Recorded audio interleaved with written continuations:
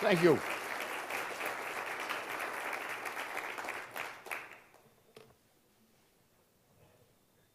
The crisis point from which to reference the present U.S. and world situation is the period from the 2nd of October to about the 10th or 12th of October of this coming year. As of that time, the already totally hopelessly bankrupt United States will have crashed entirely politically and will be in a process of disintegration unless that process has started earlier. And it could start very early in this present month of August. You have a situation, for example, to understand the politics of the situation, you have about 30% or more of the entire population, that is the labor force, is unemployed. 1/3 of that group, about 1/3, is actually receiving compensation for unemployment, or is about to receive it, technically. The other 2/3 are not. This amount is increasing at a rate monthly of up to 800,000, a million people or more a week. This is the way it's going. The only reason the unemployment rate tends to decrease is because the number of employed people is decreasing. By the end of August, this will be a catastrophe. This is now the beginning of a riotous period as the members of Congress, or the dismembers of Congress, become dismembered and go back to their home states where they are going to be hiding from their citizens are there who are about to lynch them. Wall Street and the rest of the world is completely in a world of unreality. The president is clinically insane. I can say that's not an exaggeration, that's a matter of fact. This guy is not in the real world. And he's not good, he's evil. There's no question that his policies on health care are absolutely identical to those of Adolf Hitler beginning officially September of 1939.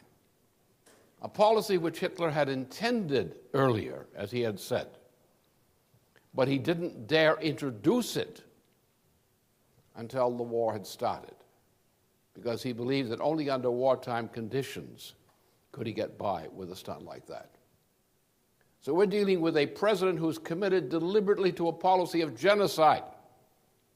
And if you look at the way Hitler's policy of genocide proceeded from September, especially from October 1st of that year, until the end of him, you see that the Obama and his friends in London, because he's run from London, not from the United States. He's run by the British monarchy, not by the voters of the United States, are moving exactly in that direction. If you don't stop Obama's health care policy now, you will not have a United States. You will have something worse than Hitler produced, because it will be on a global scale, not limited to some part of the planet. So therefore, we have to change these things and change them now. But as of October 2nd to 10th, approximately, this system is finished. The states are bankrupt. The rate of unemployment is increasing. Catastrophe is increasing.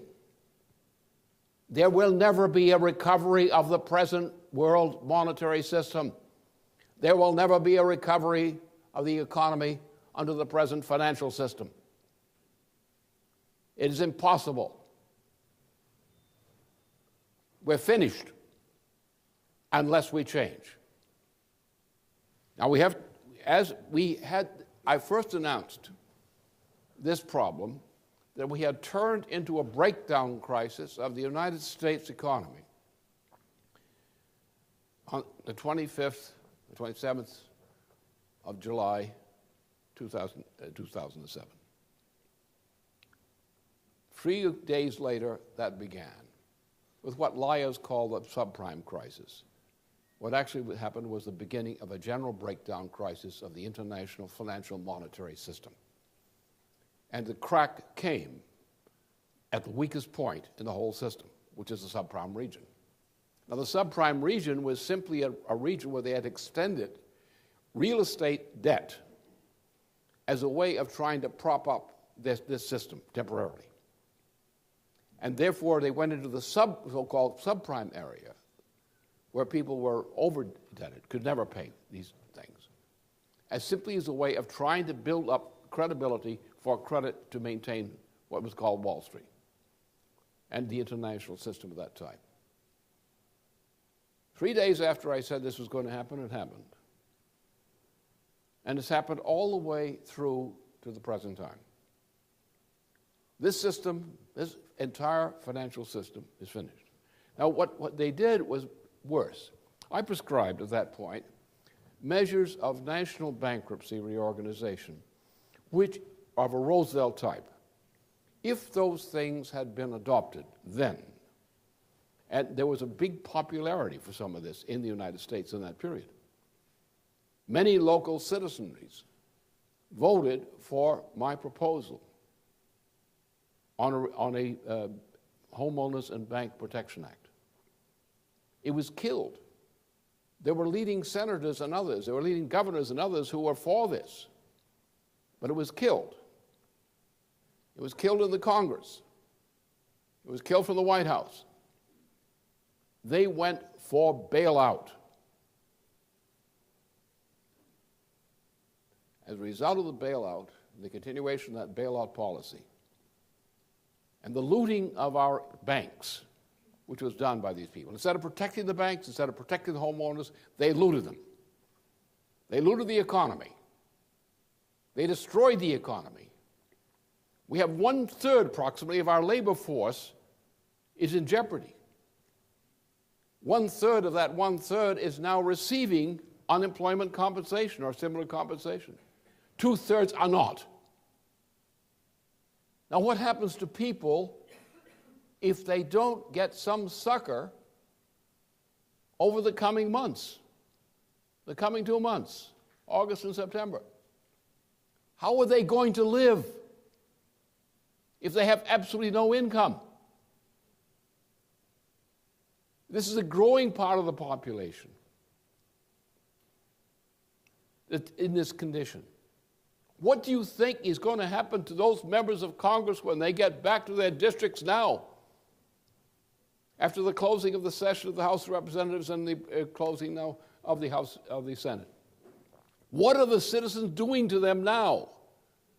The citizens out there are ready to lynch the members of Congress, including members of Congress who for a long time they have supported again and again in terms of office.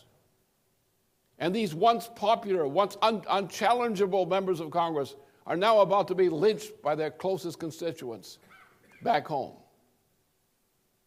Why? Because you've got people who have no means to live because of this Obama administration or this abominable administration. We call them, very abominable. This is our situation. So now people realize that as of October 2nd to 10th or so, or 12th approximately, the entire system is coming down. This system is so rotten it can never be saved in its present form. The present international monetary system cannot be saved also. Because if the United States collapses, as it is now scheduled to collapse totally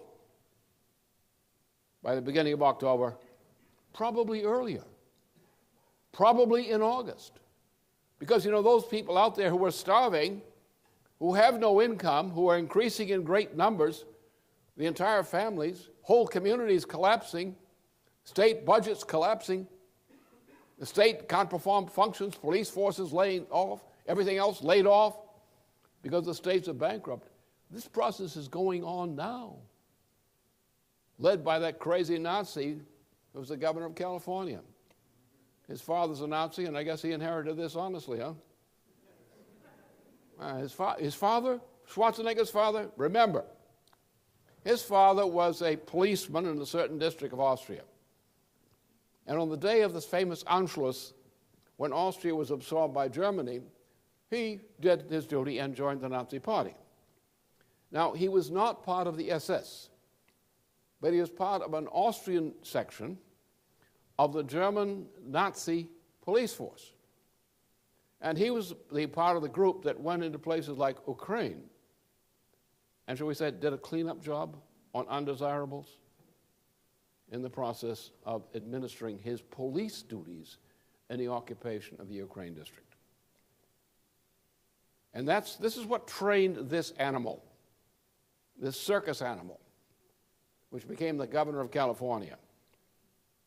And this circus animal became a protege of George Shultz, the man who brought fascism to Chile, trained in the University of Chicago by the Chicago School, who are a bunch of fascists who have some control through their environmental influence over the circumstances of the Obama administration. It all comes home. What is this creep doing in California? He's a monster. He's a fascist monster. He's more disgusting than his father was. He's as evil as his father, but he's more disgusting. That's his only achievement. Yeah. Now, you have situations in state after state where governors are going to go out of office who are decent people, who are going to go out of office because they didn't support me. If they had rallied behind me as they were disposed to do, despite the pressure from certain quarters, including Pelosi, then we would have gotten through. If we had gone through what I proposed during the period between late July and September of 2007, we would be out of the woods now. If we'd gone through a bankruptcy reorganization, saved our regular commercial banks, written off all this worthless paper, just written it off. But what did we do? These idiots, these plunderers, these evil, what they did is they created trillions of dollars of debt, over $20 trillion of debt, which is sitting on the back of the United States, entirely artificial, is a bailout which is one of the greatest swindles ever pulled in the history of mankind. Now, the only way we're going to get out of this mess is go back to what I proposed back then in July, and through July through September of 2007. I was right and they were wrong.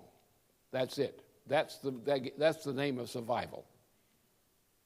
Unfortunately, in the meantime, they brought in these tens of trillions of dollars of new debt, of worthless debt. They looted the banking system. They destroyed many of our banks. They've looted the economy. So the U.S. system in its present form, in its previous organization and present form, cannot survive. There's no way that this system can survive. However, the nation can survive. The present monetary financial system cannot survive, but our nation can survive, and that's the choice we have to make. Are we going to serve Wall Street and London, or are we going to serve the defense of the United States and humanity? Now, the way we can do that is a way that would be readily understood by Franklin Delano Roosevelt. And let me just go back to a bit of my personal history in this thing to get some perspective on it. Go back to the 13th, what was in the United States, the 13th of April of 1945. I was sitting in a camp in Cantrapara, outside of Calcutta, where U.S. units were being parked for the moment, on the way to my assignment in northern Burma, in Myitkyina, which is, at that point, the war was going through a new phase. Hitler was on the way out at this point. The Hitler thing was about to be finished, and we were going into the phase of a war with Japan, to clean up the war with Japan. And in this connection, I was one of the people who was going into this area in northern Burma, Myitkyina. Had been the largest city in the northern part of Burma, and had been the head of the railroad. But it was pretty much demolished by some of the fighting that went on. It was one of the frontiers of the war against Japan in Southwest Asia. From there, we had 2 bases. We were flying the hump. We were also working with our ally, Ho Chi Minh, who was then the leader of the freedom movement in Indochina. We were working with people in Thailand, who were normally behaving nicely with the Japanese, but actually had a different persuasion. We were running from the hump for the support of China against Japan, and were this kind of pivotal point on the frontier of this war to clean up the war with Japan, which was nicely fixed up by actually Douglas MacArthur. Douglas MacArthur was the only guy who really won the war in the Pacific. And the Navy did an excellent job, or some of the people in the Navy did an excellent job too. But by a policy, MacArthur's policy won that war. And there was no need to bomb Hiroshima or Nagasaki.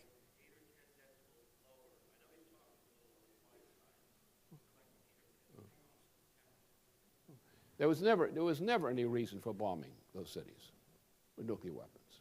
None. Japan was in a hopeless situation because of the MacArthur strategy. What MacArthur would do together with the Navy, once the Navy got its role in place in the Pacific, the Japan troops had been scattered all over islands of the Pacific region. They weren't going anyplace. They couldn't. They didn't have the means of transportation to go anyplace. Only idiots wanted to invade these islands and clean up the Japanese forces on these islands. In a case like that, you don't want to go to war with these guys. Leave them alone. Let them sit on those islands. They're not going anyplace. Don't waste troops going in there to try to kill them. Leave them alone. That was MacArthur's policy. Some guys in Washington and the British had a different policy. Churchill also had a different policy. But MacArthur didn't like Churchill, neither did Roosevelt. We knew he was no good. So MacArthur's policy was not island hopping. MacArthur's policy was strategic, to use the growing superiority of the U.S. military force and its economy.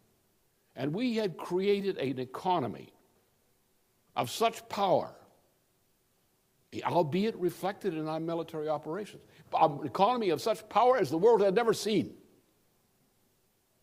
And we had created this great power, which was still a great power, on the 12th of April, 1945, under the leadership of Franklin Roosevelt, who took us from bankruptcy to become the greatest economic power the world had ever known. And we had tended to use that power in the post-war period under Roosevelt, the greatest economic power the world had ever known, to convert our military productive capacity into a civilian economic development capacity, to liberate the nations of the planet, to end all kinds of imperialism and colonialism, and to engage the United States and its potentiality, which we had developed under wartime conditions especially, and to use that to make a world free of empire, a world, as Roosevelt had intended, of United Nations, a world composed only of sovereign nation states engaged in mutual interest.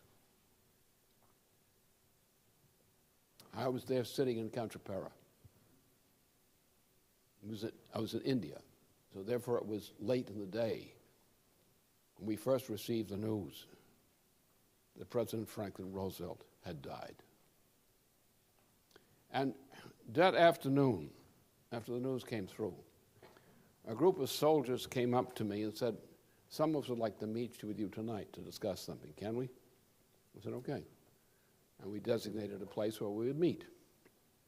I had an inkling of what the discussion was, naturally, given the circumstances. And so we had the meeting. And what they said to me, they assembled the steps, and there I was standing. They said, well, what we want to talk to you about is, since Roosevelt's died, what's going to happen to us? Remember, this is the moment where we knew that the war in Europe was about over.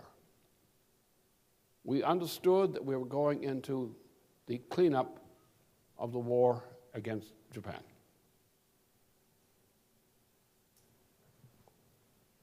And therefore, we were anxious, because these soldiers of largely my generation knew what Roosevelt had accomplished, and knew that Roosevelt had accomplished these things under great opposition from his opposition inside the United States and under British influence.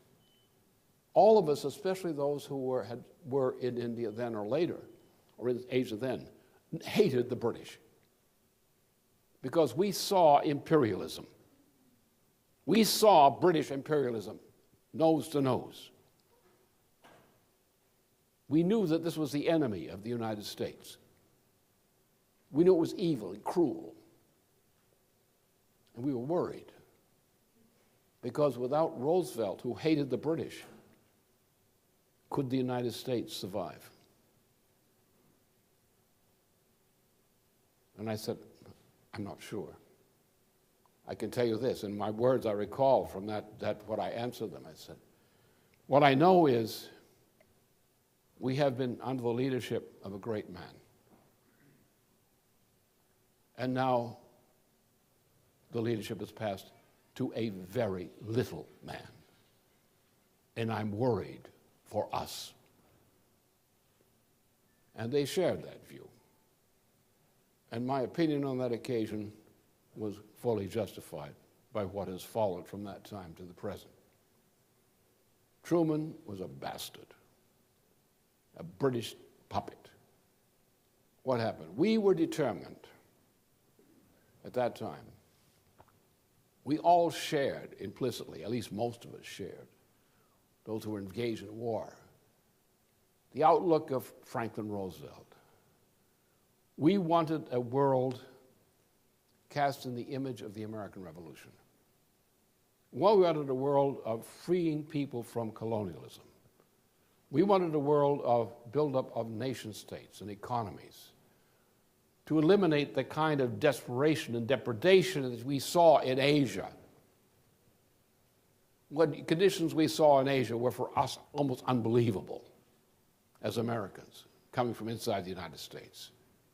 We couldn't believe that this was acceptable. We were disgusted by it. We had great power. Let's get rid of it. Let's get rid of the British Empire. But Truman, what did he do? We had worked as people who were working in connection with where I was in Michigan, working with Ho Chi Minh. We had freed Indochina from the Japanese occupation and from French occupation. We had put the Japanese troops into prison camps, disarmed. What happened with Truman? Ho Chi Minh had led the freedom of Indochina with the cooperation of the United States against the British and against the Japanese occupation. Under Truman, reversed everything of that sort in Roosevelt's policies immediately. Went back to imperialism. We caused the liberation by the British of the Japanese soldiers from their prison camps in Indochina. The British gave them back their weapons and told them to reoccupy the country. With the result, of course, we had this little war in Indochina that we were stuck in during the 1960s and early 1970s. Against whom? against our ally of the Roosevelt period, Ho Chi Minh, for the sake of the British. What happened then? There had been a liberation in the former Dutch East Indies, liberation from the Japanese. The British and the Dutch conducted a war with U.S. support against Indonesia. And throughout the entire world, wherever we in the United States had been dedicated to the freedom of former colonial victims, we, under Truman, went with the British against the policy which had made us the greatest power on this planet. What did we do to ourselves? We had intended to take this great power, this great economic power, which we had created and developed under anticipation of war and wartime conditions. We destroyed it. We shut it down. Instead of using our military factories and so forth and converting them back for civilian production and for the development of the economies of the world with the technology which these formerly oppressed people required, we shut it down. We put ourselves into an unnecessary recession. And we became a running dog of the British Empire. That changed somewhat under Dwight Eisenhower. But under Truman, we were betrayed. We went through police state conditions to try to get the Roosevelt out of us. That's what happened. Under Eisenhower, we were discussing with Truman. Truman was told to quit. You bum, we don't like you. Get the hell out of here. And we got in Eisenhower. Well, Eisenhower would have been a good president in 1947, but after these conditions, he inherited a government to which he was elected, which included people who were still of this British bent. We had Kennedy. I don't know how good Jack Kennedy was or how bad he was. I know that what he did as president in a number of cases was crucially important for the United States, and he did attempt to restore our economic policy to what it had been under Roosevelt. He ran on that ticket with the support of Eleanor Roosevelt, heavy support from her. And he was praised. And then when he resisted not only the Wall Street gang, which wanted to kill him, but when he resisted the British demand that we go into a war in Indochina, Kennedy had consulted at length with former General Douglas MacArthur, who was still an acting general, although in retirement. And MacArthur advised him, and Kennedy agreed. The United States will not engage in a land war in Asia. That was the policy. That was Kennedy's policy. Well, a very simple thing. Kill him, and they did. Not Oswald. It was 3 guys crossing the border with rifles who were expert assassins.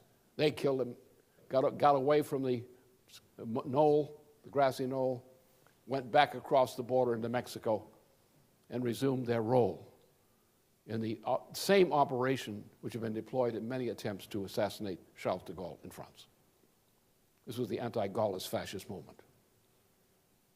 At that point, the minute the president was dead, President Johnson came in. Johnson, as he said later, was terrified. He thought that the same 3 rifles which had taken down John Kennedy were about to take him down if he resisted, as Kennedy had, the idea of plunging the United States into a war in Indochina and similar kinds of wars. Since that time, because Johnson's fear that he would be assassinated if he didn't go along with these guys, we have gone consistently down, down, down, down. And since the middle of the 1960s, approximately, but most conspicuously since 1968, since a decision made by Johnson as of March 1st, 1968, the U.S. system as defined by Roosevelt, was shot down. And since about 1966, there has been a consistent collapse per capita and per square kilometer of the physical economy of the United States and of the mean condition of welfare of the typical citizen of the United States. We have now been looted and wrecked. We were looted under Nixon. Look, kid yourself, Nixon was a Nazi. He may not have had a swastika around, but he had every other credential of that type. He was evil. He was determined to establish a fascist government inside the United States. That was his intention. He tried. He didn't succeed, but he tried. We still had enough resistance in the Congress and elsewhere to bring an embarrassment to him. And Democrats at that time, we still had some human Democrats who had enough power to stop it. But then came in the Democratic administration, poor Jimmy Carter, who didn't know what he was doing. He thought Mr. David Rockefeller was a great man who was giving him these $3 million to run a campaign. He was a sucker all the way through, as I think he's admitted later on in life on reflection. His administration was the most disgusting one since Truman. But later he's showed that his human qualities have come forth, and he's often done good things. So you have to give the man his right in that. He became a good man. He probably had the potential all along. He just didn't realize it, didn't understand what was going on. You had a complication with Ronald Reagan. Now, I did some things in this period, and don't kid yourself, I was never an obscure figure in these operations, at least not since about 1971, since a debate I had in Queens College with the leading economist, Keynesian economist in the world, where I exposed him as a fascist. And he admitted it. I didn't just expose him, I forced him into a position where he admitted it. Where he said, if the Social Democrats of Germany had accepted the policy of Hjalmar Schacht, Hitler would not have been necessary. This was a liberal, a Keynesian liberal, the leading Keynesian of the world at the time. So when we took this on, and some other things I did, and I did a lot of things, all good things, against bad people. And the bad people did not appreciate how good the good things were that I had done. So I was involved in international affairs, almost like a spook. I was never an agent of the government in any sense other than being a citizen who worked with people in his government and also prompted people in his government to try to do some good things as changes in U.S. policy. I had considerable success in launching an effort for a negotiation with the Soviet Union. And it could have worked. And we induced President Ronald Reagan to support it. It was my policy, my design. I also have done things in terms of the space program. I'm still an advocate of the space program and trying to push it beyond what some people would like to see it pushed to. And you will see more of that if I'm around in the coming period. We are going to go to Mars, but we have to work out the details of how to get there.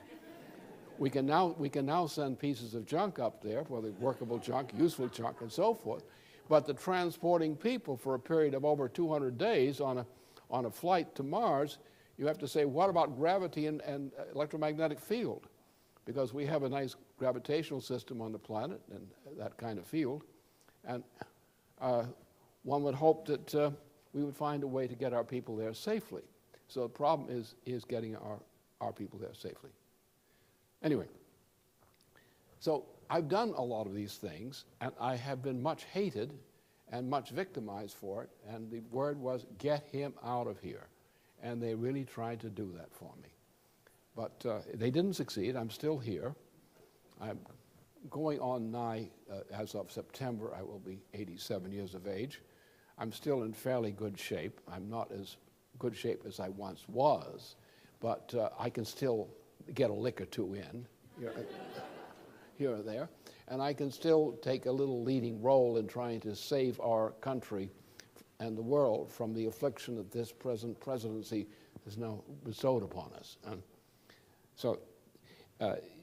In this process, my role has been a serious one, contrary to some of the press. As a matter of fact, I think the White House is paying close attention to what I'm saying right now, that if they stick to their plans and their programs. So we're in that kind of situation where we had a great system. The American system is the best in the world, as a matter of fact. I mean, it's not just bragging about the United States. This is the fact. The American system, as defined by our Constitution and by the leadership of our greatest presidents, is the model for the entire planet.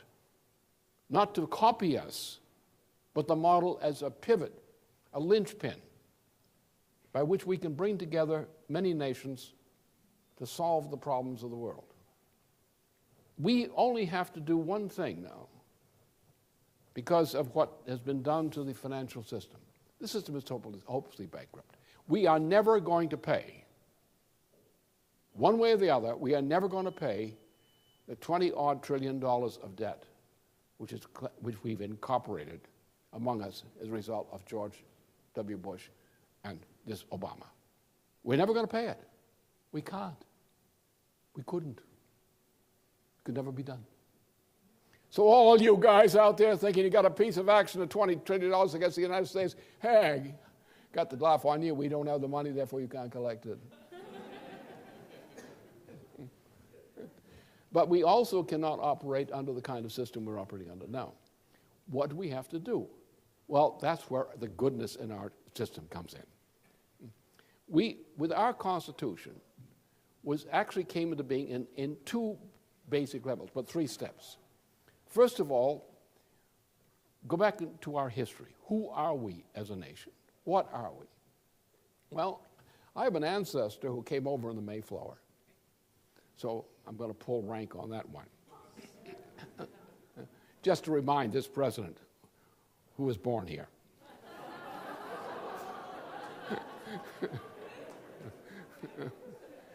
And who has our spirit in his veins, which this president clearly does not. That we came here not as refugees from Europe. Yes, we brought many people here who came as refugees, who came as the poor, escaping from terrible conditions in Europe to a place of refuge, which we offered. But this country was not founded by people fleeing from Europe. This country was founded by Europeans. It was founded by Europeans as typified by the Mayflower, typified by the Massachusetts Bay Colony, typified by Pennsylvania, typified by some things in Virginia and so forth. These were people who came to the United States. Why? Because of a famous priest, Cardinal Nicholas of Cusa. And Cardinal Nicholas of Cusa, who was actually the founder of modern European science and the crafter of the concept of the modern nation state in his Concordancia Catholica and in his Doctor Ignorantia on Science. He, toward the end of his life, recognized that the degeneration which had occurred in Europe meant that European civilization was not a safe place for civilization, that the old oligarchical relics were still predominant. And therefore, his proposal was that people in Europe go across the oceans to other continents and establish connections on other continents with which to bring the best of European culture, which we wish to defend against European occupation, bring it to these other parts of the planet, and there to build up, in concert with people we would find across the waters, to build up a civilization which would in turn contribute to the rescue of a corrupted Europe from its own sins. Shortly after the death, essentially, of Nicholas of Cusa, we had a young man called Christopher Columbus. And Christopher Columbus was a Genoese who was a very good sea captain, who worked in the Portuguese interest in exploring the Atlantic Ocean, who was quite familiar with the peculiarities of the Atlantic Ocean as a navigator. And he, in Portugal, ran into the papers of Nicholas of Cusa, with a friend of Cusa there. He was actually one of the trustees of Cusa's estate. And he became familiar with this concept of moving across the Atlantic Ocean, across to the continent on the other side, which they knew was there. There was no mystery about that to them. And to establish a bulwark of civilization across the water, bringing the best of European civilization across the water to here. And to thus to have a development of the best of European culture free of the oligarchical corruption prevailing among European nations. There were many attempts in this direction, some from Spain and so forth, to follow Columbus's intention. And that was his personal intention. From about 1480 AD, that was his intention. He finally got the money to make the trip in 1492. But his intention was 1480, when he had correspondence with a lot of people in Europe on planning this voyage. So because of the influence of the Habsburgs on the Spanish and Portuguese colonization of the South and Central America, the intention of Cusa was not fully realized in those parts of the world, though there are fragments of that and important influences of that type in South and Central America. It's only inside this nation, the United States, that we achieved the establishment of a form of nation state which met the requirements that Cusa had intended. The first part where this development became secured was in the settlement in Plymouth, the Mayflower settlement. That was followed by the Massachusetts Bay Colony. Now, these people were not refugees from Europe. These were stalwart intellects, capable people who left Europe to found a place of refuge for culture. And they built up these two colonizations in the Massachusetts Bay Colony and the Mayflower Colony. They built up a mini-state which up until about 1688 maintained that tradition, that direction, under people such as the Winthrops and their associates. So this was suppressed then by the British in the struggles of 1688-89. But then it was shifted with the youth of Benjamin Franklin, shifted into the area of Pennsylvania, the same intention, because of the corruption which the British had brought into the Massachusetts Bay Colony. This continued. And then you have a German, a great scientist, and one of the founders of the Renaissance in Europe of the 18th century, Abraham Kessner, whose circles then made contact with Benjamin Franklin and company in the United States, or what became the United States. As a result of this Leibniz influence reflected explicitly in the Declaration of Independence and also in the Constitution, the idea of how to organize a nation state was established, beginning with a paper by Benjamin Franklin on paper currency.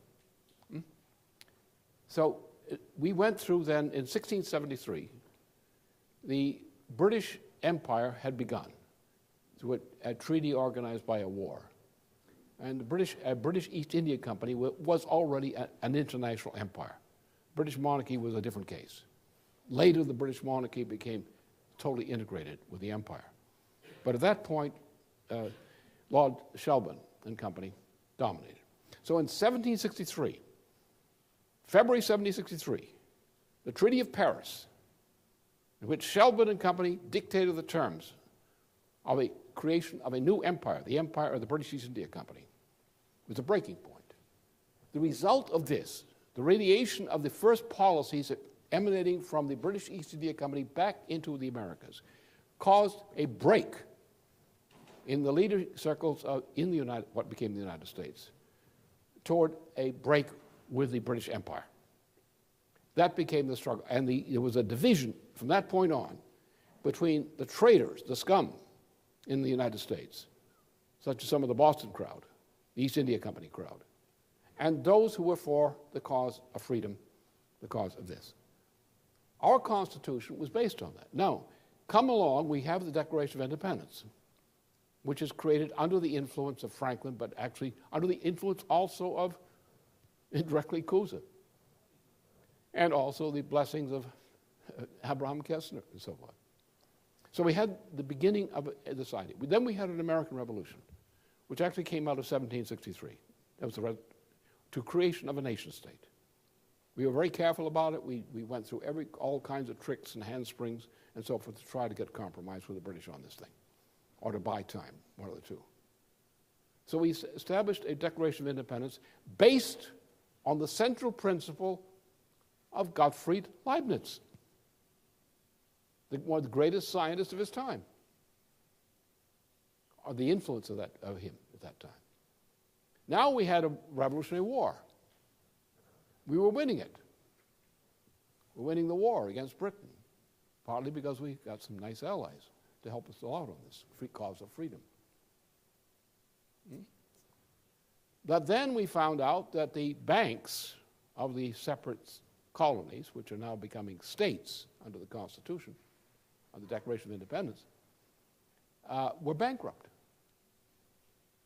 So this resulted in a great evolution which shaped the United States as a nation-state power from that beginning to the present time, about 1781, where a young genius, Alexander Hamilton, recognized that since we had to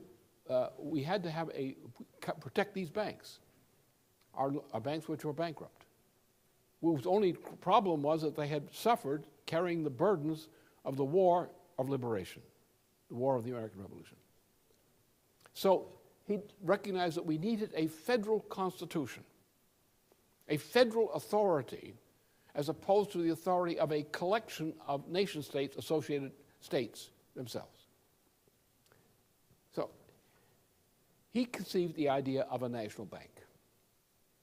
It was on the basis of understanding this which forced the question of the creation of a U.S. Constitution. So the Constitutional Convention was to create the nation-state institution which could deal with this particular problem and related problems.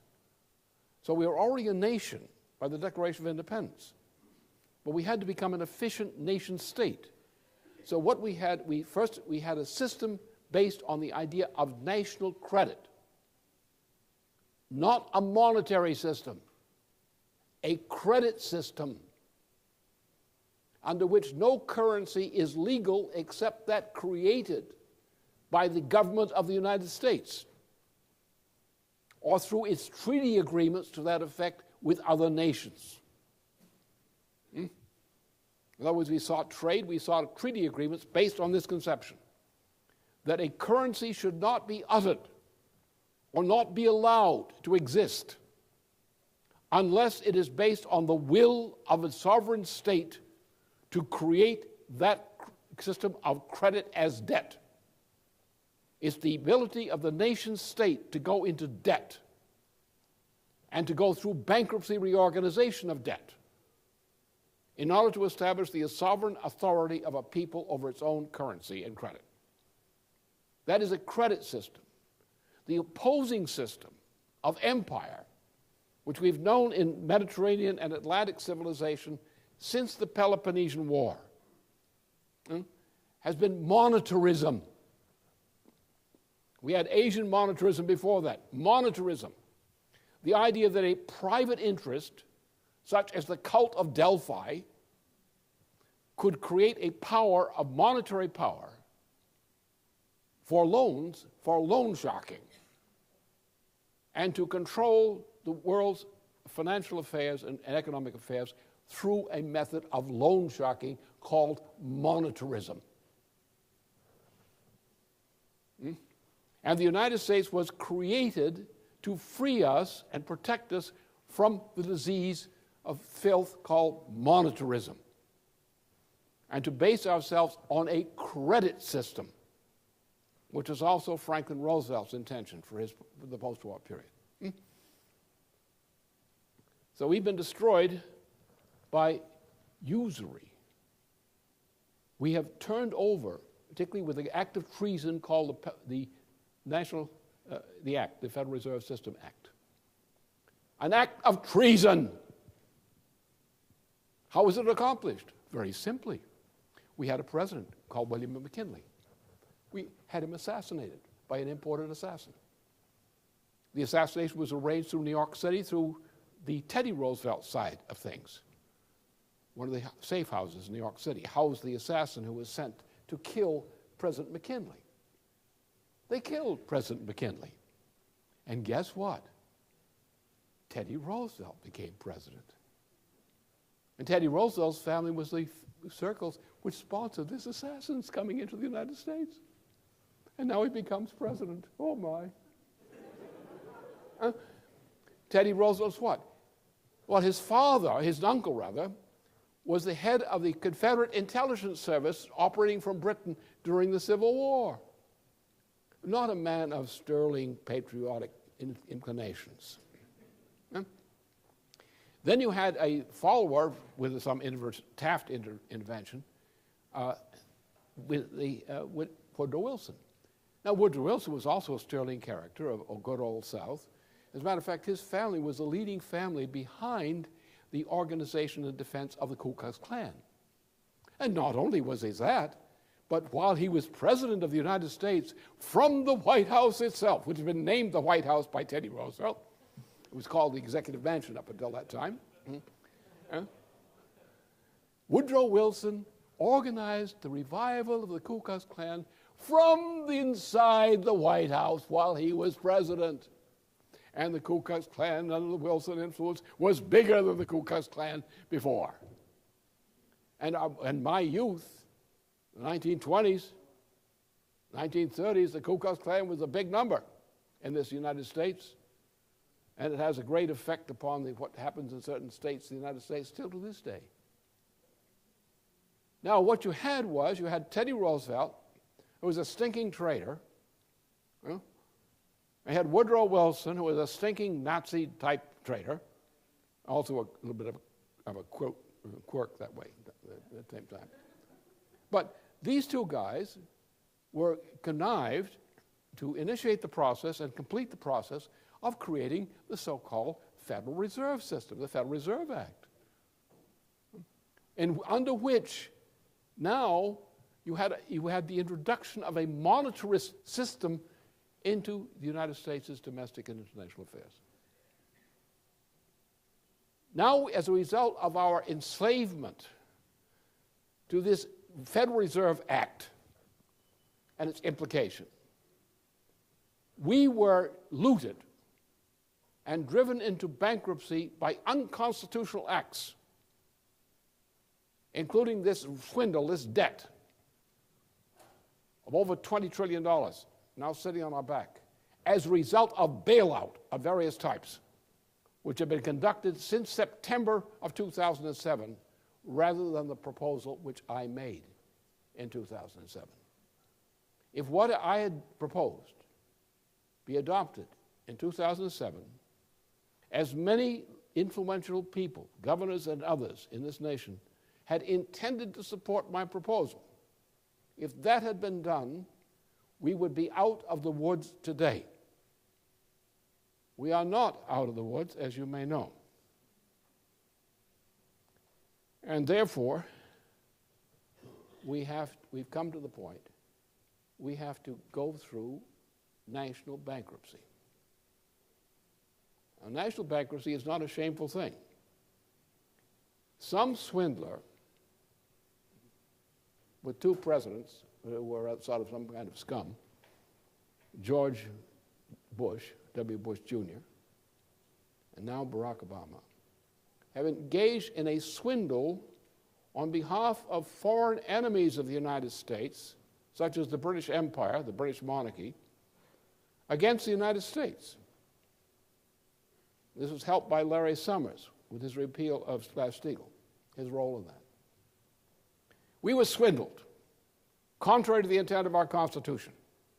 Laws were passed which were unlawful by our Constitution. We have to put this thing into bankruptcy reorganization. It's a very simple thing to do. I know how to do it. Don't worry about all the legal details. It's very simple. Give me just powers for just a very short period of time. I can fix this thing very easily. You have a meeting, and you have a bunch of people who are sane patriots at this meeting. We take all this financial stuff floating out there, claims against this, claims against that. We're now going to put the United States bankruptcy reorganization modeled on what our decisions were in this connection earlier in our history. We're going to bankruptcy. Now we're going to take Glass-Steagall, whether Larry Summers or not, locks it or not. After all, he's clinically insane, so why can't we just ignore what he has proposed?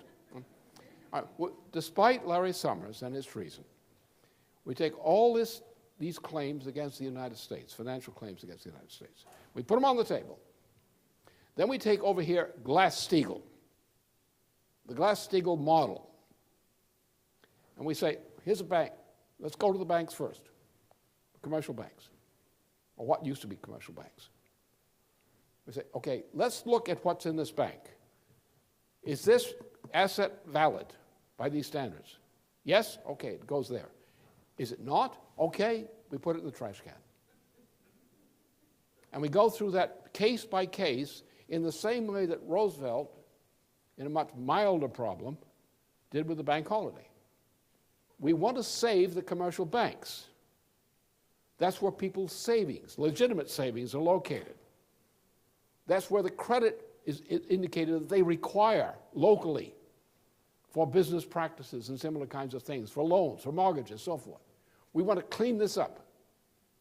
We want to reorganize the mortgages and come out quickly with a set of salvageable banks, private banks under the national system. We then will take all this trash, these claims, based on financial derivatives and other kinds of schemes. Sorry, buddy, you gambled, this is gambling debts, you lost the gamble. We just lost the gamble for you to relieve you of this great burden on your conscience. And now you have a United States. Now what do? Now you've got rid of this $20-odd trillion of waste paper as claims against the United States. What do? We go into debt. Now we've cleaned up the bad debt, but now we can have some honest debt. What do we do? Well, then I go to our friends in Russia. I go to our friends in China. I go to our friends in India, who, if Russia and China goes along, they'll go along too. Well, we say, well, we are the big nations of the world. We have a lot of small nations out there. They're good nations, but they don't have power. We have power. Therefore, we nations that represent this power and this commitment are going to band together to launch a new world financial system, a new credit system, no longer any monetary system. Money doesn't count. You bring your money in, we check and check it for validity. If it doesn't conform to a standard of a credit system, we cancel it. Sorry, buddy, I don't know why you want to put that on your wall. Go ahead and do it. Just don't try to negotiate it. So therefore, then these four powers, which now then attract all the other nations which wish to survive, initiate an agreement, which is a pilot agreement, to establish a new world credit system to entirely replace the hopelessly bankrupt existing world monetary system. In other words, the only legitimate currency in the world will be that uttered by the authority of the state as credit, as debt of the state. We will then cooperate to develop a scheme for the development of the world physical economy. Let's take the case of China as a concrete case. China was induced to make a mistake. It wasn't entirely a mistake, but it turned out to be a mistake when somebody pulled the clause at the bottom of the page in this thing. China was induced to work at lower prices than would be required in Europe and the United States in producing product for the world market. Now, this meant that China had a spurt of growth as long as this market existed. But when the world market for Chinese goods collapsed, the Chinese were stuck because suddenly their industries had lost their markets. So China's income collapsed as a result of these collapse of these markets, like the U.S. market and so forth. Like the collapse of the auto industry in the United States was not a boon to China because it was part of a collapse of the United States as a market for Chinese goods. So therefore, China is suffering. Well, what China requires, as Russia does in a different sense, and India in a completely different sense, what it requires is long-term credit for investment in building up basic economic infrastructure to make the economies more powerful economies, to do essentially what Franklin Roosevelt did in the 1930s and during the World War II period. In other words, you use national long-term credit, investing in technological progress, getting from autos on the street into railroads, for example. Things like that, these kinds of things which increase the physical productivity per capita per square kilometer of the nation. But this always requires new sources of power, better sources of power, large-scale capital improvements, these kinds of things, which, like the TVA, like the things that Roosevelt did, to build up the structure of the economy through the infrastructure sector. We don't have many industries left in the United States. They've been destroyed. How are we going to build these industries up? Well, we have people who used to work in the auto industry. The auto industry has been shut down, essentially, except for the Japanese department of it. And even they're suffering. So we've lost the industries. But the auto industry was never an auto industry. The auto industry, as we looked at it in terms of World War II, was essentially a machine tool business. We produced airplanes. We produced locks and dams. We produced railway systems. We produced all kinds of things with the skills based in the Great Lakes area, in the industrial and agricultural base of the Great Lakes area. We built it up. Now, these swine have destroyed it all. We still have the locations. We still have the people in the Great Lakes area. We still have people with skills. We don't have an auto industry. We destroyed that. But these communities are capable of doing other things besides making automobiles. They can make large-scale railway systems. They can make power systems or elements of power systems. They can rebuild our river systems, our locks and dams. And all of this will contribute to good. We're not asking people to accept handouts. We're giving them work, or we'll give them handouts where they need it to get them through. But the essential thing, we want to give them productive work, where they can build things that have permanent value for the United States, not just waste our money. And so forth, we have to get in that direction. But we're in deep trouble. And the basic problem here is we've got a president who is no good. The man has made it very clear. A man who will bring in and insist above all on doing the same thing to the American people that Adolf Hitler did in Germany with his genocide policies is no good. This man has got to be tamed. Now, we've got to do something about him. Put him in a cage or put him in a political cage, or else find a reason to get him out.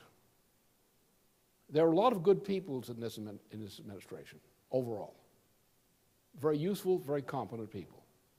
So it's not the whole damn government that's bad. It's this part that has to be dealt with. This legacy of the Bushes has to be dealt with. We've got to put them under supervision, put them under control. And there are various ways we can do it. We're going to do it in the way which is the least troublesome. No bloodshed, least troublesome. Quietly. Hey, buddy, come with us. Quietly, please. That's the way it has to be done. Because we have in the government, because our government, our federal government, is a very vast apparatus. It's much bigger than you think it is. It involves many people who are not officially in government. It involves people who cooperate around the executive branch of government, including people in the houses of legislature and other institutions, who actually form a vibrating, vibrant organization of government. Ours is the best in the world when it functions. And this system of government is the best in the world when it functions. So we have a State Department, not in bad shape. We have other parts, divisions of government, not in such bad shape. If they are given the opportunity to function in a normal way, as our executive branch is supposed to function traditionally. And if we take this problem before us and consider a couple of fairly simple measures, we can get out of this nicely. Just imagine Obama and his team of Nazis, and they are Nazis. Ezekiel, Obama, he's a Nazi. He said so. He's admitted it. He's said in detail what he's proposed. It's a Nazi operation. Who gets killed? Who gets health care? Who lives? Who dies? It's a Nazi system. It's the same thing that was introduced by Hitler in the beginning of the war, and which was translated later, a few years later, into the mass killing system, which we call genocide. We're on the road to genocide unless we stop this administration's policy. And the reason you're getting a reaction out there from the citizens, the reaction to the returning representatives who committed the atrocities they have in Washington, is just exactly that. They have betrayed humanity, not just the law and dedication of the United States. They have betrayed the principle of humanity when they connive at genocide in the name of medical care or medical reform. That's Hitler stuff, and the person, the president, or anybody else who proposes that belongs in the same category as the Hitler stuff did at the Nuremberg trials. Ezekiel Ramal are the same thing as a guy standing on trial in the court in Germany at the end of the war for crimes against humanity. They are the same thing. We tried those guys after the war, after the horror. We've got to stop these guys before the horror. And everything this Obama administration has represented in its leading efforts in this period, since its inauguration to the present day, is a horror show which should be eliminated by a constant-stricken process of government. Now, these policies are not terrible. You know what you're going to get? Yes, the great crisis technically comes in the beginning of October, when the fiscal year ends, and you have to sort out the paper legally and cut. You can't hide all the lies all this time. But that's not when it's going to happen, because the suffering caused by this breakdown is hitting millions of people, our citizens, now. Those who are shut off from all succor. States, 30 to 40 states, are breaking down as a result of this. People are going to starve to death under conditions of the present trends unless we change it. We're not going to wait until October. Now, there are two ways we can do this. We can do this peacefully, or we can get into a kind of a crisis and chaos, which leads to blood in the streets which also creates the threat of a dictatorship. Somebody tried to impose a dictatorship. So we have to deal with this problem now. We have to send Obama into adult supervision now. We have to take the whole crowd around him, including all the brothers, Emmanuel, Ozark, that lunatic, Larry Summers, that gutless wonder, Geithner, and that foolish fellow sitting on top of the Federal Reserve system. You just throw him out. Throw him out. Get him out. Chase him away. Scat. And then we don't have a problem then. You have the president under supervision, under adult supervision. You have the normal institutions of government responding in a normal way.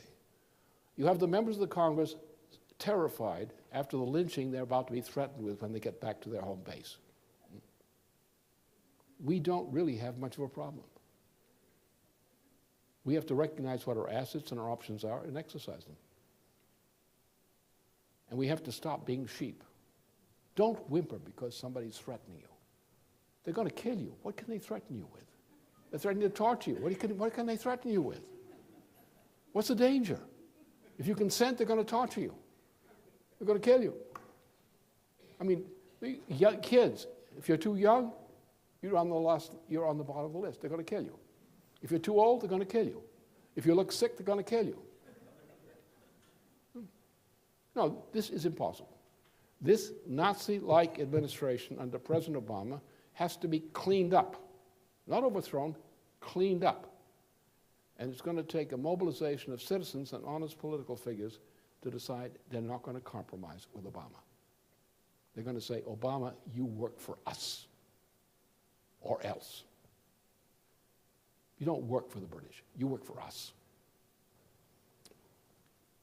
To get on some of the technical questions here, let's take on this, just a minute from now, this triple curve, which I've used as a pedagogical device since about the beginning of 1996. And I suppose we can play that up. And I'll discuss some of these other technical matters in that place. All right. This is what it is. I'll describe it that later. He's going to play it again several times.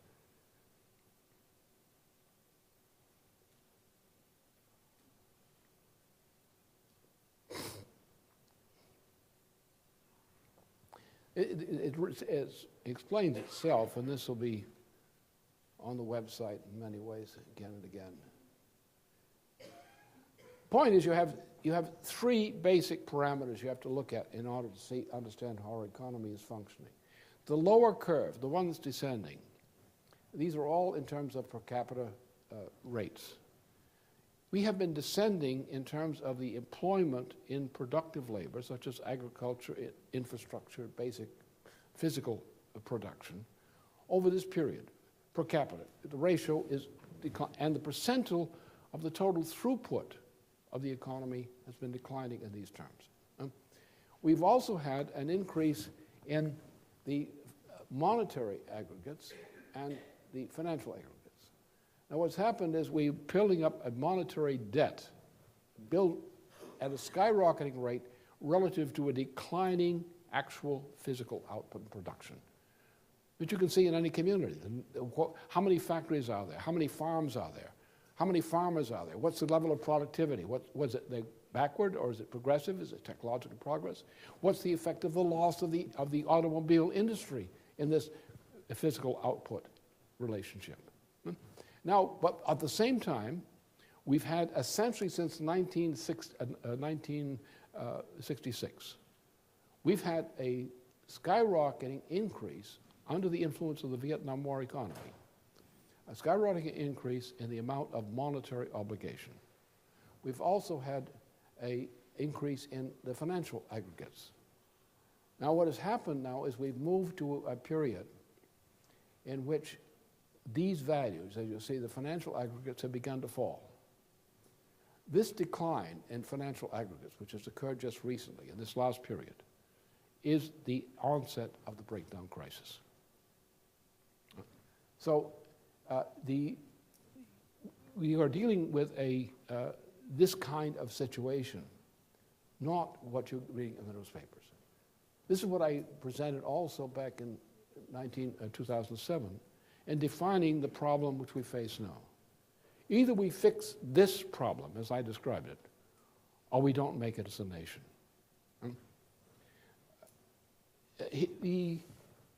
This comes to another big problem. Since the Peloponnesian Wars, European and extended civilization has been ruled by monetary systems. That is, we've been ruled by money, by powers which are largely private powers, which control money. We have the cult of Delphi, for example. And the cult of Delphi was actually an instrument of monetarism, which became significant in this form after the defeat of the Persian attempts to take over the Mediterranean area, which led into what became orchestrated as the Peloponnesian War. And since that time, with the gradual rise of Rome, the Roman Empire, then the shift from the Roman Empire to the Byzantine Empire, then with about 1,000 years ago, a little more, the breakdown of the Byzantine Empire as a power, and the rise of Venice, the Venetian monetary system as the controlling power of monetarism. Europe has been ruled by an empire. Now, the empire is called the British Empire, but it's not actually the British Empire. If you see how stupid and fat the British people are, you just know that's not an empire, because they got a poor diet, probably a disgusting sex life, whatever. I don't want to investigate that, but that's probably, I would. It's not the British people. It's not the British population. It's the system. It's the monetary system. Now, idiots keep talking about empires like you have one country is an empire because it rules over other countries. That's not what an empire is. Never was an empire. People who don't know their history and don't know their science don't make that mistake. An empire is based on all empires, especially those which have existed since the Peloponnesian War, have always been based on monetary systems. They have been based on international systems. The Roman Empire was an international system. It was not the rule of Rome, of the Mediterranean by Rome. The Roman Empire was created on the Isle of Capri by a meeting between the representatives of three empires. And this was the Middle East, this was the Rome, and Egypt.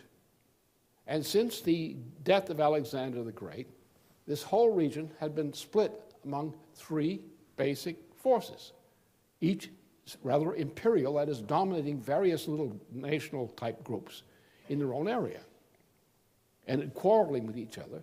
And the whole thing was organized around religious issues and so forth. So the time came where the putative heir of Julius Caesar, meeting on the Isle of Capri with a religious cult, made an agreement to get rid of Antony and Cleopatra, which was a rather expensive process, bloody one, and to establish a common empire by an agreement among the oligarchical interests of these three regions. And it was called the Roman Empire. The agreement was to make the capital in Rome. But if you look at the history of things, it was never the Italian people that were ruling. It was an empire. And an empire is under the law which defines an empire historically. The empire is a lawgiver over nations. In other words, it is not a nation governing other nations. It is an international agency over all nations, which has a capital in some place, and the capital changes.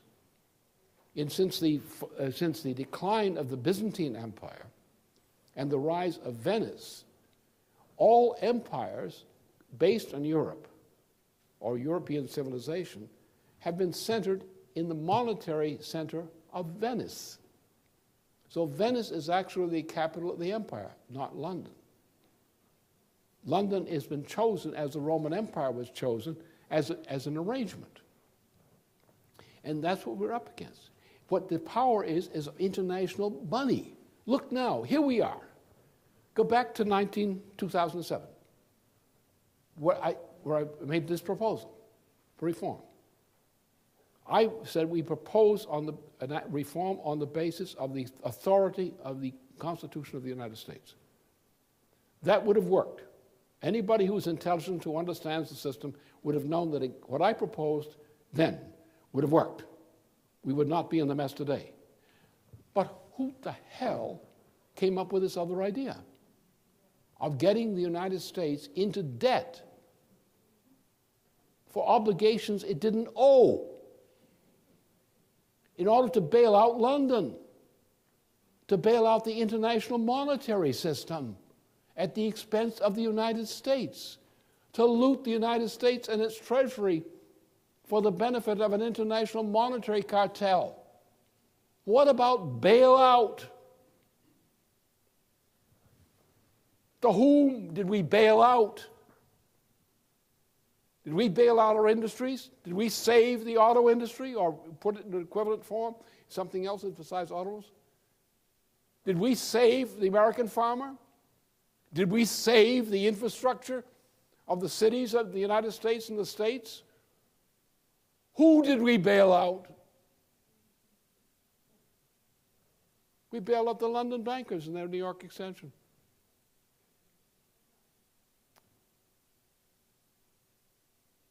We don't owe them anything. We just have to have a government that says that. This is our nation, and the law of bankruptcy of our nation is our authority. If I were president, I would end this thing right now. And I'm sure I could get the support of the great majority of the American citizens very quickly, simply by making clear what I intend to do. Put the whole thing in bankruptcy. You guys are going to live. We're not going to kill you like Obama's doing. We're not cutting you off from health care. We're not trying to accelerate your death. We're not trying to get you to kill yourself. You're going to live. You're going to be employed. We're going to rebuild our industries.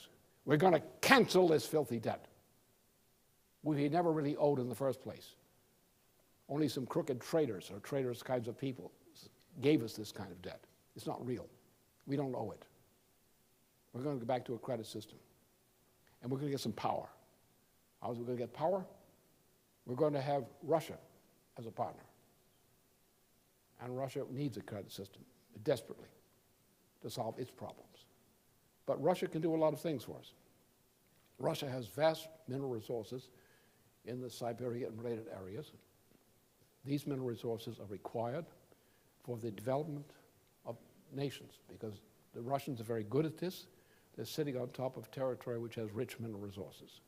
We have below, in the south of that, we have China and other countries which have a shortage of these mineral resources. Therefore, the development of Russia is building up as a power for power of science and development is necessary for Europe, for Russia itself, for China, so forth. Japan's possibility of existing depends upon this success of China and Russia. China requires cooperation with us and Russia.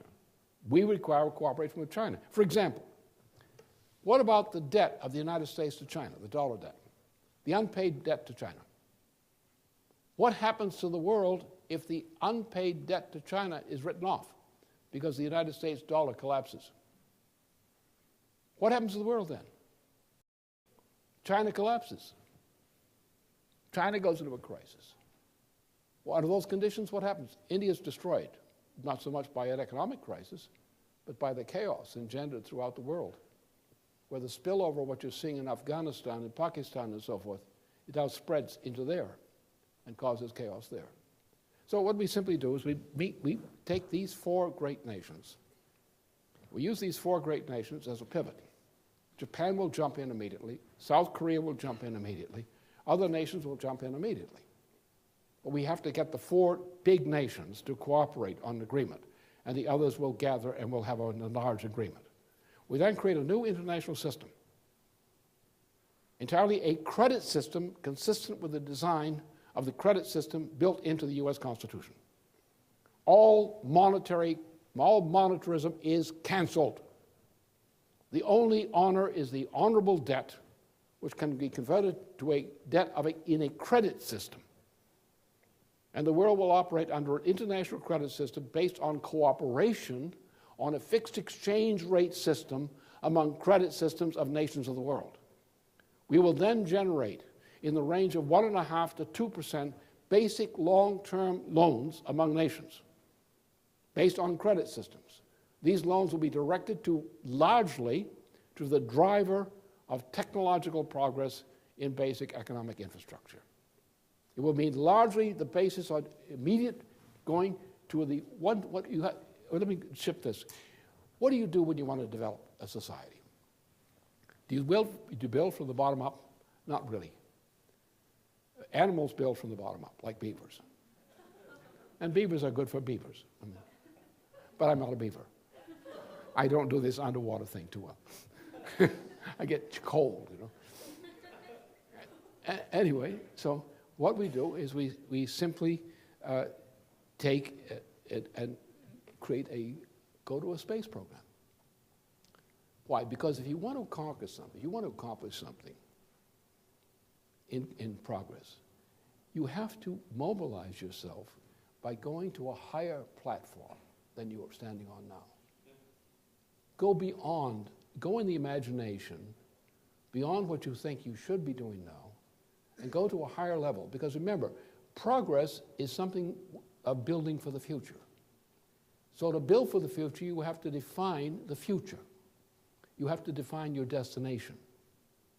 Building for the future, you're talking about generations, generally at least 2 generations. You're talking about 50 years ahead. So look at the horizon. Where do we want to be 50 years from now? In terms of technology, in terms of effects for humanity. Because people can understand 50 years. It's a short time. Some people live 50 years, even these days. It's a short time. So look 50 years ahead. Well, I say 50 years ahead, we're going to be on Mars. And we would define where we are today by defining the objectives we have to fulfill to get to Mars 50 years from now. Because this means, for example, technology. You cannot travel, you can send junk to Mars, you can send equipment to Mars, you can send robots to Mars. Can you send people? Because in going there, you've got over, talking about 200 days or so forth, that order of magnitude of travel. You're going to put somebody out in zero gravity or nearly zero gravity for the better part of a year? Do you think you're going to get living people at the other end? At the other depot that you're going toward? No. So you have to think about a gravitational magnetic field environment. You have to create an artificial environment of gravitation. Now, when you take a person inside a spacecraft at a constant rate of acceleration, deceleration, and you're trying to move them from one planet to another, or the outskirts of one planet to the outskirts of another, you have to have a magnetic field, and you have a gravitational field. You're now in this phase which Einstein defined as relativity. When you are riding in a craft which is doing that, you are in a relativistic environment, not in the ordinary kind of environment you think of. Constant acceleration, constant deceleration. Now, to send people safely to Mars, you've got to think in those terms. What I've said does not solve all the problems, but it indicates the nature of the problem that you have to solve. We have people left over from 40 years ago who were thinking in this direction. And even some people were still thinking in that direction, even in the early 1980s, as I was, and before. Now, 40 years later, a younger generation has no knowledge of this, or virtually no knowledge of this. And yet this younger generation, people who are now in their 20s and 30s, young 30s, are the people who are going to have to decide this and decide on it, because they're the adult generation which is going to decide on this thing. We, therefore, as a nation and a people and among nations, have to see this objective that we're going to reach within 50 years. Now, we're going to then think about the technologies that will get us there, and we're going to think about the technologies we are going to need when we arrive. So our job is to adopt ranges like that. It means that we've got to abandon environmentalism, which is a form of insanity. It's a killer. It's mass murder. If you do not develop the economy, do not develop technology, you're not going to be able to sustain the population. If you can't sustain the population, you're going to kill them, aren't you? So therefore, you have to always go to the newer technologies which are needed to enable you to provide the conditions of life required. In general, the way we measure this scientifically is in what is called energy flux density. That is, take how many calories, for example, of power, or watts of power, are you transmitting per cross-sectional unit of 1 centimeter per second. That's your measure. Now, as we diminish the natural resources of the planet in concentration, we have not diminished the natural resources of the planet. We've diminished the concentration because we take the richest resources and we use them up first because they're the most advantageous to use.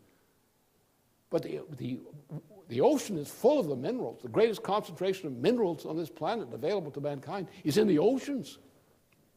But it's not very economical to try to gather all this stuff from these oceans, not now.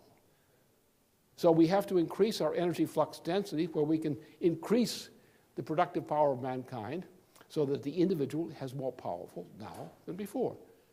And this is the basis of improving productivity. So we have to move ahead, think about technologies, think about the technology of the future, develop a population that can deal with these technologies, and go ahead with optimism. You know, the old days, a grandfather would take his grandson out to a project in which he had participated in building. And he would say to this grandson, "I built this for you to use." Huh? The sense of immortality, which is the sense of morality in human beings, which is absent in the animals, is always like that. Why are you living? For what you get out of life? What is it you get out of life? Are you living for what you are going to embody in your grandchildren, their descendants, in the future of the nation? Do you take pride in devoting your life to some purpose which future generations will enjoy? Do you have a sense of participation in the future, of an earned participation in the future, because you are contributing to its existence? That's what we are. That's what we are as American people when we are normally ourselves. That's what we used to be like before these recent developments. We used to think about what we were contributing to our grandchildren. We used to be joyous about seeing our grandchildren and seeing that we had contributed something to make life better for them than it had been for us. We look back at previous generations in our country, and we think of people who were able to do that, of the great advances in humanity. And the worst problem of this president is he has no morality. He has no commitment to people and our descendants. He has no commitment to the future of humanity. All great people, like people in warfare, have been willing to surrender their life for the sake of the benefits of coming generations when they thought that was necessary.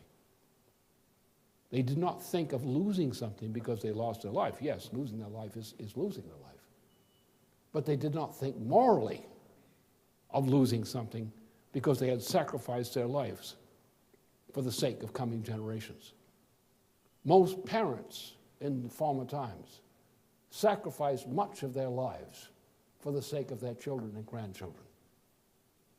And they rejoiced in what they saw in the result when they were old. And they thought of people, of their own ancestors who had died. And they thought generously of them because they recognized what they had given to them and desired to be as good in the eyes of their descendants as they saw their predecessors in their own eyes. It's this sense of immortality that despite we die in the flesh, we must be immortal in the spirit. And the spirit must decide what our duty is, not the flesh. We maintain the flesh so the spirit may function. And we organize society based on great principles which go to that point. We have a junk heap. If we don't do something soon, this country is going to go into chaos. It may end up in a bloody dictatorship. It may end up in a dark age, a planetary dark age. The way we're going, all those evils are things we now deserve for our negligence. We have to take this president and straighten him out. We have to get him to fire everybody associated with his health care policies. Dump them out of that administration now. Dump every policy of that type out of that administration now. Purge it of evil. And turn the responsibility for the administration over to those institutions of government, which include members of Congress who have developed a better sense of shame than they have shown so far, and by those members of government now who are in power, who will freely and happily change policies of this government in the direction needed. And as long as I'm here, I'm going to help them do it.